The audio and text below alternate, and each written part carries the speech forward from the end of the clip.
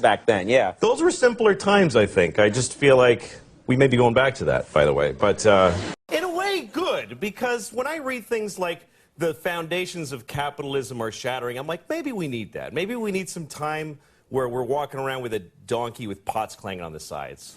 You think that would just bring us back to reality? Yeah, because everything is amazing right now, and nobody's happy. Like, in my lifetime, the changes in the world have been incredible. When I was a kid, we had a rotary phone.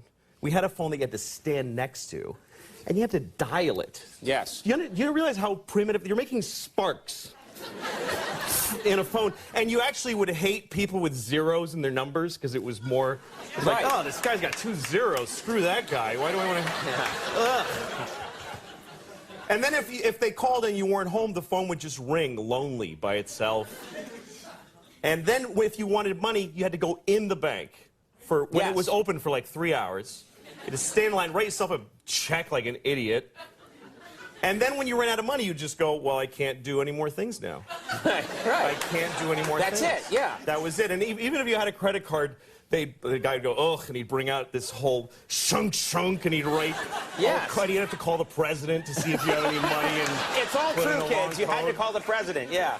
It was ridiculous. Yes. Do you feel that we now, in the 21st century, we take technology for granted? Well, yeah, because now we live in an amazing, amazing world, and it's wasted on the crappiest generation of just spoiled idiots that don't care, because this is what people are like now. They got their phone, and they're like, it won't. Give it a second. It's going to space.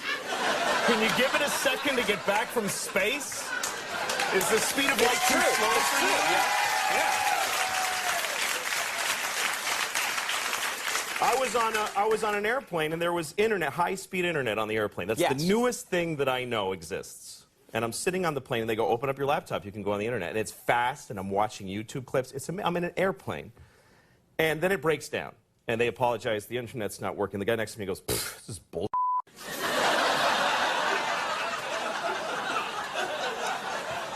Like, how quickly the world owes him something he knew existed only 10 seconds ago. Right.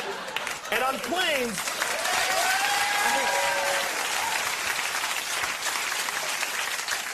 flying is the worst one, because people come back from flights and they tell you their story. And it's like a horror story. They act like their flight was like a cattle car in the 40s in Germany. That's how bad they make it sound. Right. They're like, it was the worst day of my life. First of all, we didn't board for 20 minutes. Right. And then we get on the plane, and they made us sit there on the runway for 40 minutes. We had to sit there. Oh, really? What happened next? Did you fly through the air incredibly like a bird? Did you partake in the miracle of human flight, you non-contributing zero, that you got to fly? You're flying! It's amazing. Everybody on every plane should just constantly be going, oh my God! Wow! Yes! You're flying. You're sitting in a chair in the sky. Yes. Yeah. He's right. Now, Louis. But it doesn't go back a lot. and it's not really. You know, here's the thing. People, like, they say there's delays on flights. Yeah. Delays, really? New York to California in 5 hours. That used to take 30 years to do that. And a bunch of you would die on the way there and have a baby. You'd be a whole different group of people by the time you got there.